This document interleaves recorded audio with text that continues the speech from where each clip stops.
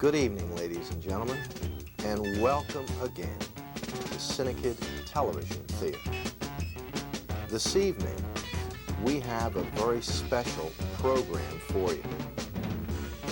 During the summer months, when a number of boys and girls enjoy a vacation, the members of the CINEKYD organization undertook a very difficult challenge to produce a sequel to an earlier film which has won for CINEKYD both international acclaim and a very prestigious film award.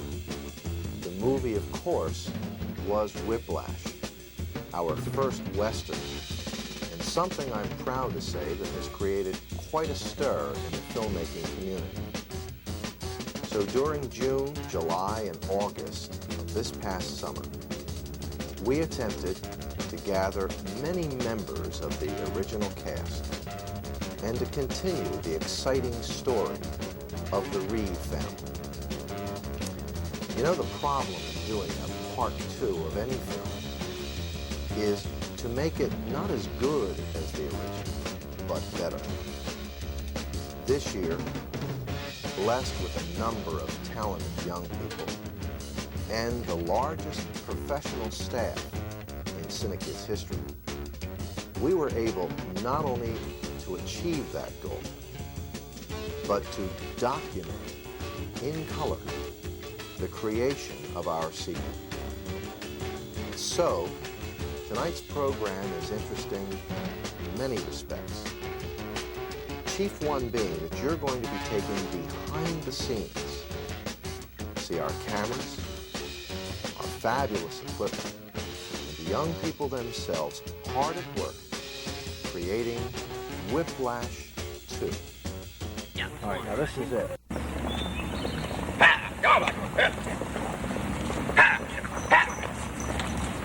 Horses.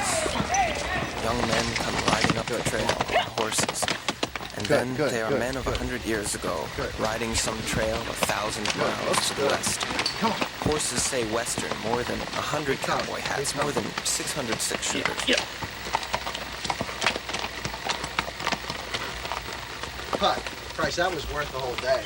Principal photography had been completed on Whiplash 2 before the horses ever appeared over the crest of the hill at Tyler Park to ride into the film. 6,000 feet of film had been run through the sound motion picture cameras. 8 weeks of shooting, including location photography in the Poconos. But the schedule had been too tight, moving too many young filmmakers through too many sets to have included the horses at that stage. So here was the crew. A week later, the costumes were put on one last time. Yes. The makeup was recreated, and the horses were brought in. Oh God, the thing was terrible. It was? For me, it was great. Well, yeah, but you know, you had a little time to get used to it. I was told, get on, walk it. I wouldn't do that. I'd never been on a horse before in my life.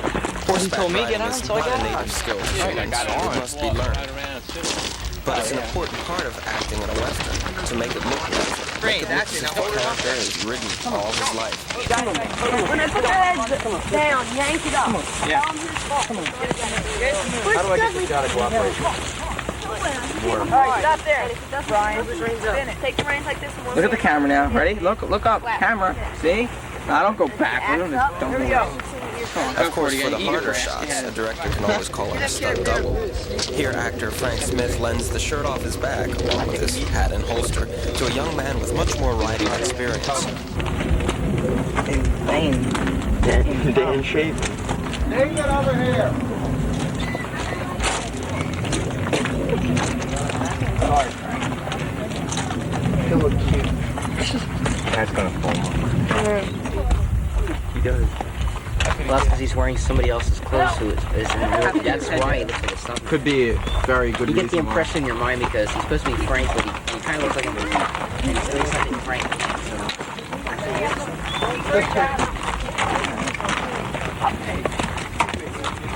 Ooh, wow. These horse sequences were shot by what is Hey, called a Frank. skeleton crew, Frank. meaning that the usual complement of movie technicians is pared down to the minimum. This allows the crew to travel light and fast, but it also means that each kid works harder and longer than usual. On this day, though, the young skeleton crew worked as efficiently and quickly as larger crews usually do. Some scenes, though, require a skeleton crew simply because all of the technicians who double as actors have been put in costume and makeup and placed in front of the cameras. Such was the case when the CINEKYD film team went to Rocky Glen Park in the Poconos to use Rocky Glen's ghost town as the set for the finale of Whiplash 2.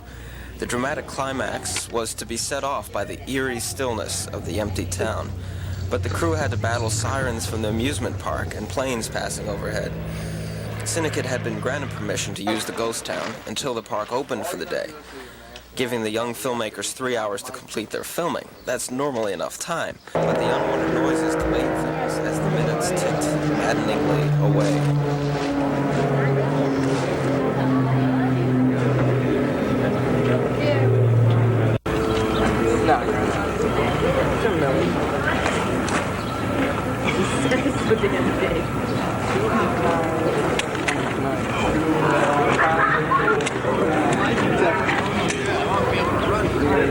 You got like chopping the skin in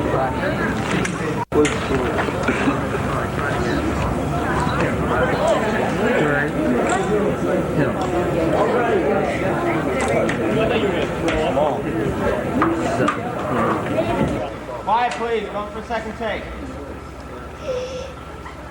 Ready. Camera. 5, 4, 3, 2. Finally, the sound crew resorted to acoustical tricks and off-camera dialogue, bringing the talent close enough to the mic to reduce the obtrusive sounds as much as possible. In the more controlled environment of the CINEKYD studios back home in Willow Grove, the main challenge is finding places to build sets. Most of the sets for Whiplash 2 were used for more than one scene and on more than one shooting day. So the sets and props crew had to either build the set somewhere where it could be left standing, or construct a set that could be torn down and then easily recreated at a later time. In the case of this set, which was to be the back of the cantina, they painted some scrap wood for a rustic look and brought in a barrel and several bales of hay. This would have been easy enough to redo, except that on the day scheduled for rebuilding this outdoor set, the forecast called for rain. So the set was moved indoors, lock, stock, and barrel, not to mention hay. The trick was to light it as if it were daylight. Comparing rushes from the two different shooting days, we see that the young filmmakers were quite successful in pulling off the illusion. What happens in the scene behind the cantina is that Rosita, who tries her best to keep the place running despite her uncooperative employees, is met by a man from the past. A man everyone thought had been killed 2 years before. An evil figure in black, whom the whole town had hoped they were rid of. As visitors from WPVI TV's primetime rolled their own cameras, the CINEKYD cameras captured the dramatic return of El Diablo. Whiplash has been CINEKYD's most successful motion picture to date, winner of the Gold Venus Medallion at the Houston International Film Festival. It is the story of a young man learning about himself and the harsh realities of the Western frontier as he seeks revenge for his father's brutal murder. The murder was committed by El Diablo, a mysteriously evil figure maniacally stalking a small, peaceful town to seek his own form of vengeance. The two determined antagonists are on a collision course, leading to a showdown in the hills just outside of town. Young Toby Reed musters all of his strength and courage to defeat his opponent. Toby, his brother Paul, and their new friends Emily and Billy return to the town, which finds peace once again. 2 years have passed. Billy and Paul have grown. Toby and Emily have grown. And the town has forgotten those bitter events. They have pushed El Diablo out of their minds for good. Until the mysterious visit behind the cantina. Until the ruthless slaughter of a group of innocent settlers. Until El Diablo himself returns to find Toby Reed and carry out an act of twisted vengeance he's plotted for 2 years. Whiplash 2 continues the saga and builds to a bigger, more desperate climax, pitting Toby Reed against El Diablo once more. This time, Toby Reed will be sure. The makers of Whiplash 2 are students of CINEKYD summer filmmaking workshops. Aged 11 to 18, these young movie makers approach the mammoth task of producing a full-length sound motion picture by dividing into production crews, teams that concentrate on one or two specific areas of filmmaking. Those who appear in the film as talent also spend part of their time in this role as well. The production scheme goes something like this. The scenes for the day are rehearsed well ahead of time. Lines, blocking, which is the physical action of the scene, and reactions are fleshed out in rehearsals with the director. Meanwhile, on set or on site, the sets and props crew is busy building flats and assembling props for several scenes at once. The lights and sound crew gathers to plot lighting for the sets. The electrical plan must be mapped as carefully as the lighting design to prevent with 100% certainty any circuit overloading. What's the angle of the light? Low angle compared to coming through the window? Yeah, it's a mix because the moon coming through the window would be low angle, but the lamps would be somewhat high. So let's call it medium angle. All right. Now, would it be diffused or harsh? Harsh. Okay, harsh. Candle. Candle and nothing else, right? Okay. Let's imagine, just as here we imagine that there's a window here.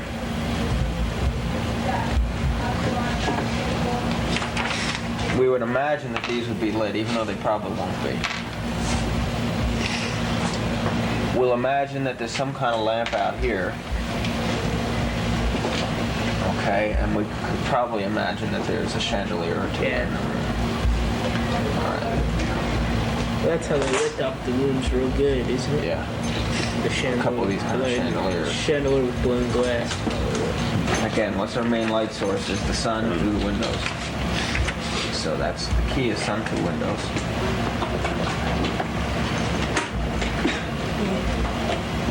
So where would we set them? What kind of lights would we have for that? Sun through windows and door. Okay. So what do you think? You said there was a window here, so you could have one or two. We could do it that way, yeah. Or through the door. Okay, so we'd have a couple lights here. Once the set is built and dressed, the lighting crew can then move in. The addition of a homemade lighting grid to the CINEKYD studio in time for the summer's filming makes this job much more practical. In addition, it clears the studio floor of light stands and electrical cables, making it easier to cram the ever-growing crews into the studio. An hour before shooting time, the talent reports to the makeup and costume room. Here, the crew of 8 or 9 young people must make up an entire scene's worth of actors, sometimes as many as 50 or 60 young people. Some of the makeup effects are quite complex, as in the case of the tattooed snake on the chest of actor Paul Salvi. This not only took time and creativity to produce the first time, but since Paul's character was important, it had to be repeated many times under many circumstances. As the last of the talent emerges costumed and made up, the camera crew is on set or on site, loading batteries and film into the cameras, assembling tripods, and gathering the various tools of their craft. And their work has just begun. After a master take is shot, a long shot showing all of the action, the camera operators move in for closer, more detailed angles. It is a lot of fast work, while at the same time keeping a careful eye on the delicate gear, and the entire production crew's hard work is dependent upon the young cinematographer's success or failure. The fun for the more creative of these cameramen is capturing through their lenses some of the special effects that go into creating the illusion that is film. Here, cinematographer Steve King lines up a special effects shot created by the graphics and miniatures department. It is called a glass mat, and it helps create the illusion that the audience has been transported from Willow Grove to the open West. Graphics and miniatures is headed by staff member Becky Bride. Do you enjoy what you do here? Do I enjoy it? Yes. Yes, very much so. Very much so? What are you working on right now for the movie Whiplash 2? Right now we're working on some paper mats or glass mats where we're going to actually use photographs for. And at this moment I'm trying to figure out what section of this particular mat Mindy's going to cut out. Miss Bride gave this special assignment to veteran graphic artist Mindy Trachtenberg. We're right now making a paper cut mat, and you take a live picture, a picture out of a magazine, and you paste it onto the glass, and that way you can film the live action in raw sky through the glass. The results of their efforts, a glass mat of a natural bridge formation. To complete the effect, actor Joe Klussman, as hero Toby Reed, stands on the roof of CINEKYD's garage bay, while student sets and props special effects crew chief Scott Wolfson positions the mat. Steve King consults his depth of field charts to be sure that both the foreground mat and the background talent will be in focus. 1 foot 9 inches. Actors Frank Smith and Brian Baker join Joe on the roof and walk through the scene. The effect is beginning to take shape, but there is the one major problem that inevitably crops up when glass is involved, and that is glare. Special effects staff leader Ralph Abbott and Scott hustle in with the solution. An unused set flat will be positioned to block the skylight off the front surface of the glass. Now a few last adjustments are made, and the effect is committed to film. Here are the actual results. Other more subtle effects help bring the film to life. A confrontation in the saloon features breakaway bottles made of a special plastic that shatters easily into hundreds of harmless, round-edged shards. And in this dramatic night scene, in which actor John Butts staggers back into town after a severe beating at the hands of Diablo's henchmen, the gruesome drama is intensified by the special makeup effect. Latex scars show the effects of Butcher's whip. Another series of effects produced by the miniatures department simulated various buildings used in Whiplash 2. An example, Diablo and Butcher were nursed back to health by an unwary prospector. The mine shaft and the miner's hut, shown here as they appeared on film, were actually tiny miniatures created by Miss Bride's students. Cut together with the life-sized sets, and with the addition of a blue filter and deliberate underexposure for the night scene, the abandoned mine achieved a vivid reality. One type of effect created solely by the actors is the fight scene. Carefully choreographed at half speed, fake punches are designed to miss by half a foot, but still, through careful positioning and the help of sound effects, made to look convincing. Here, the half-speed rehearsal. And here, the finished fight. Rounded out with editing, sound effects, and music.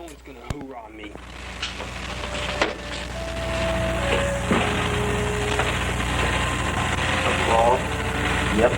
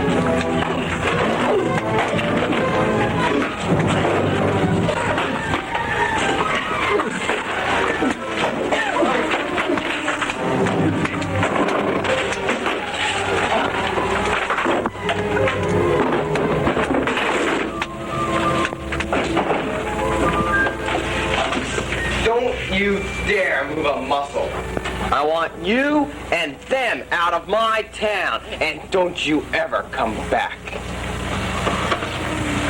See.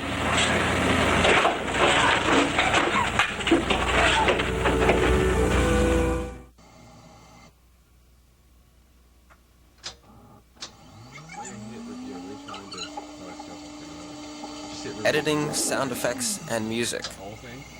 These last chores fall under the heading of post-production, the whole long process that takes raw footage and turns it into a finished feature film. What speeds things up quite a bit, and at the same time preserves the original footage, is the technique of video work print editing. Here, student editor Scott Wolfson assembles scenes that have been transferred to videotape. He can cut and recut and try many different approaches before ever committing a decision to film. After the student editors splice the film together, it is duplicated and striped with magnetic tape. This dupe contains the original sync dialogue plus the additional track for music and effects. The first Whiplash was well over a year in post-production, but it was well worth the wait. Shown all around the world to enthusiastic audiences, Whiplash created a lot of enthusiasm for the student programs, so 2 years later, when work on the sequel was begun, the student filmmakers knew they were working on another winner. Come the fall of '83, when the last print will have been struck, including music, effects, dialogue, and voiceovers, and the projector in the Roger Gordon Audion at CINEKYD will have been threaded up, the audience will then settle back expectantly and be treated to the premiere of Whiplash 2. It will be a long-awaited unveiling, the sequel that surpasses the original, which was itself CINEKYD's best film to date. All right, then the both of you, get out of here.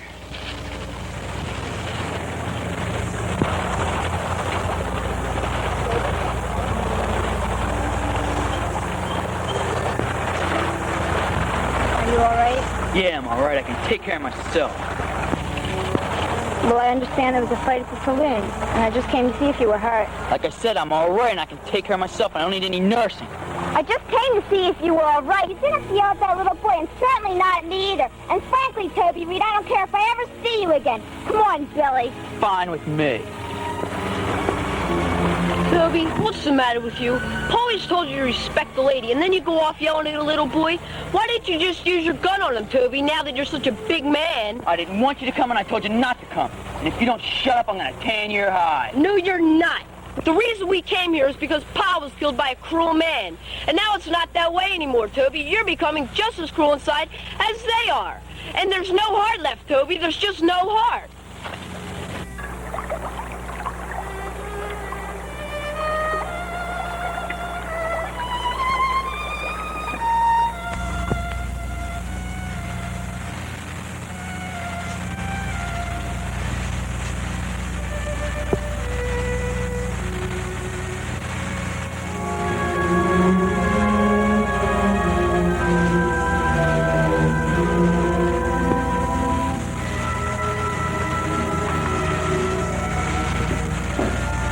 Buenas noches, navegadores.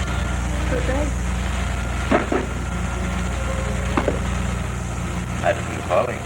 But I thought that... Your sheriff and his brave deputy have kicked me out of town. See, but I've come back. Just to see you. School teacher. You've come a long way, Molly Rogers. Thank you, Jose. I too have come a long way. Have you? See, I've been kicked out of many towns, told many times to go away. That was a long time ago. But I still remember. When we were young, we do wrong. Children have been wrong. School teachers have been wrong. Even parents have been wrong.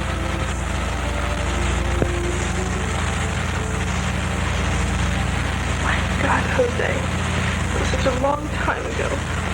See, but that is not the real reason I have come. I have a little secret. You must not tell anyone. Come closer. All your school children, all the children of the town, all the boys running in the sun, and the girls sewing their dresses, I'm going to gather them up like a bunch of wildflowers, and one by one, kill them all. Jose, you're kidding. And just because you and I have been good friends for such a long time, and because I have such a good memory, I'm going to take you along to watch.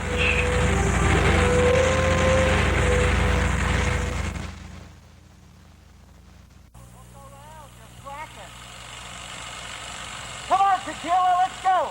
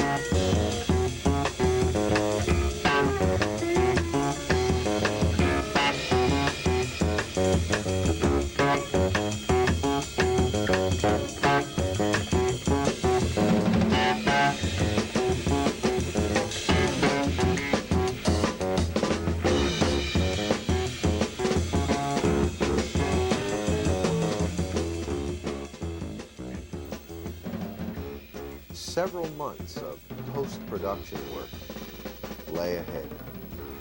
While the project has already begun, it will be some time before we are able to present to the world Whiplash 2. Hopefully, though, in the months to come, we'll be able to provide you with video progress reports, giving you a better idea of just how a feature-length film is made.